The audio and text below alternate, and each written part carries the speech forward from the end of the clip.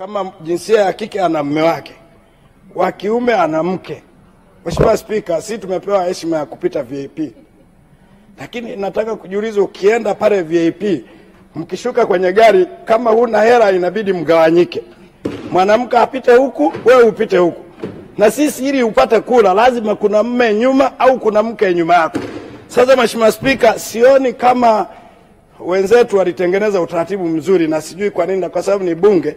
Nilikuwa na shauri Mheshimiwa Spika, ile heshima ya VIP hasa kwenye hizi sehemu tunazopita, ni mbaya sana kumtenganisha mtu na mwenzi wake, kwa sababu pengine tunafinya nini mimi sielewi.